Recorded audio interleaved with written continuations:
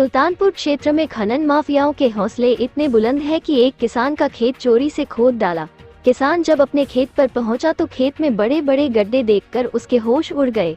ऐसा लगता है कि खनन माफियाओं को प्रशासन और पुलिस का भी कोई खौफ नहीं है।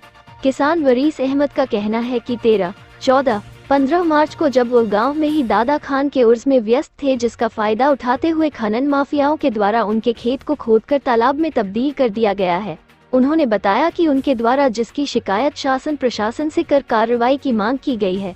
इस मामले में एसडीएम लक्सर गोपाल राम बिनवाल का कहना है कि अभी मामला उनके संज्ञान में नहीं है, जांच कर उचित कार्रवाई की जाएगी। सुल्तानपुर आदमपुर के अंदर 3 दिन उर्स चला है और 3 दिन 13, 14 और 15 तारीख को उसके एवज में खनन माफियाओं ने जो हमारी जमीन स्थित है मामा जी की, उसको खुर्द बुर्द कर दिया बुरी तरीके से। 20 फुट गहरे गड्ढे यहाँ पर खोद दिए गए हैं। और मैं अपने उप जिलाधिकारी एसडीएम साहब से और जो हमारे यहाँ के शासन प्रशासन के अधिकारी है उनसे हमारी मांग है कि जिन लोगों ने ये जमीन को खोदा है उनके खिलाफ सख्त से सख्त कानूनी कार्रवाई की जाए। देखिए, मैं सुल्तानपुर आदमपुर का रहने वाला हूँ और मेरी ज़मीन ये झीवा रेडी में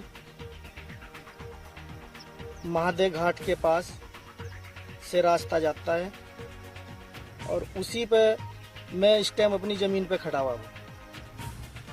पूरा मामला ये है कि ये ज़मीन बैनावे की मेरे नाम से ये ज़मीन है और जैसे कि सुल्तानपुर में सैयद दादा खान बाबा का एक उर्स मेला लग रहा था, जिसमें 13, 14, 15 तारीख का वो मेला था और हम उसमें व्यस्त थे।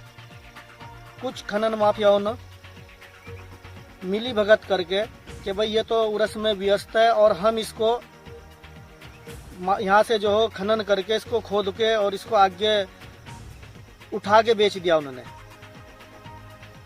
और जितना मेरा नुकसान हुआ कि मेरी पूरी ज़मीन को खुरद बुरद सारी वो जो सारे में खड्डे कर दिए और इसको खोद के जैसे उन्होंने बेच दिया, तो मैं शासन से प्रशासन से और सभी से मैं ये मांग करना चाहता हूँ कि जिन्होंने मेरा नुकसान करा है इस मेले का फायदा उठाते हुए कि उसमें सख्त से सख्त उनके खिलाफ कानूनी कार्रवाई की जाए।